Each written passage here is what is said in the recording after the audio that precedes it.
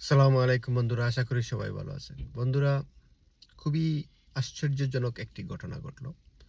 অত্যন্ত কি বলা যায়, ভেরি আনফরচুনেট এবং আনএক্সপেক্টেড, হুইচ ইজ আমেরিকা বা ইউনাইটেড স্টেট তারা একটি সার্জিক্যাল স্ট্রাইক করছে ভেনেজুয়েলাতে। অবশ্যই আপনারা ইতিমধ্যে জেনে গেছেন। সেখান থেকে ভেনেজুয়েলার প্রেসিডেন্ট, সিটিং প্রেসিডেন্ট এবং ওনার সহধর্মিণী বা ওনার ওয়াইফ দুজনকে তারা অ্যারেস্ট করে তুলে নিয়ে আসছে। এটা একটি মানে চিন্তার বাইরে কাজ যে একটা দেশে ঢুকে সিটিতে, মেইন সিটিতে, প্রেসিডেন্ট প্যালেস থেকে বা প্রেসিডেন্টের আবাসন থেকে তাকে ঘুমের থেকে উঠিয়ে নিয়ে আসা হচ্ছে অ্যারেস্ট করে। একটা দেশের প্রেসিডেন্ট যদি নিরাপদ না হয়, তাহলে আর কে নিরাপদ থাকতে পারে?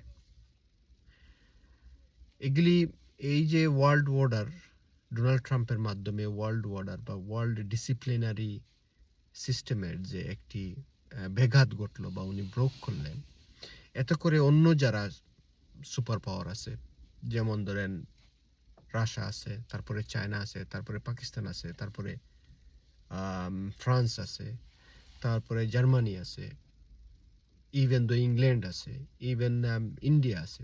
এরাও তুলনামূলকভাবে সুপার পাওয়ার ছোট দেশের তুলনায়, কারণ তারাও নিউক্লিয়ার পাওয়ার বা নিউক্লিয়ার ক্যাপাবল কান্ট্রি।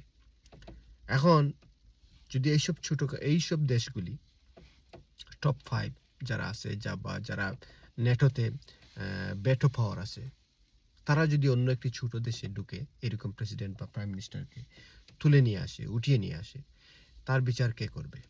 কারণ যারা এগুলি কন্ট্রোল করে বা যারা এদের লিডার, ইউনাইটেড স্টেট বা আমেরিকা বা ইউনাইটেড নেশন, আজকে তো তারা ইনঅ্যাক্টিভ, তারা নিজেরাই এই অন্যায় করলো। এটা খুবই বিপজ্জনক আমাদের মতো ছোট দেশের জন্য, যেমন বাংলাদেশ বলেন, শ্রীলঙ্কা বলেন, নেপাল বলেন, ভুটান বলেন, বা আরও যারা ছোট দেশ আছে, যাদের আশেপাশে বড় দেশ আছে। বাংলাদেশ সবচেয়ে বেশি vulnerable। তার কারণ হচ্ছে বাংলাদেশের পাশে ইন্ডিয়ার মতো একটি অভদ্র, অসভ্য এবং কি বলবো, তারা যেটা বিশ্বাস করে, তাদের যে আইডিওলজি, সেটা হচ্ছে যে বাংলাদেশ তাদের অংশ, এবং তারা হচ্ছে এক্সপানশনিস্ট, যে তারা এক্সপান্ড করতে চায় তাদের ল্যান্ড। তো এরকম একটি দেশের পাশে আমরা যারা আছি, আমাদের জন্য খুবই সতর্ক অবস্থা নেওয়া উচিত, সতর্ক ব্যবস্থা নেওয়া উচিত। যেহেতু আমরা গত 15-20 বছরে আমাদের সামরিক যে সেকশনটা, সেটাকে যথেষ্ট পরিমাণে স্ট্রং করতে পারি নাই। আমার মতে যেভাবেই হোক আমাদের সামরিক সংস্থাগুলিকে অনেক বেশি সমৃদ্ধ করা উচিত, যাতে করে এরকম সিচুয়েশন ট্যাকেল দেওয়া যায়। তার কারণ হচ্ছে, বুঝতে পারতেছেন বন্ধুরা, আপনি আপনার সার্বভৌমত্ব, আপনার স্বাধীনতা, আপনার ইন্ডিপেন্ডেন্স যদি ঠিক রাখতে চান, তাহলে অবশ্যই আপনার সামরিক সেকশনটাকে, আপনার নৌবাহিনী, আপনার বিমান বাহিনী, আপনার সশস্ত্র বাহিনীকে শক্তিশালী করতে হবে। আদারওয়াইজ বিপদ সামনে আসে এবং আসবে।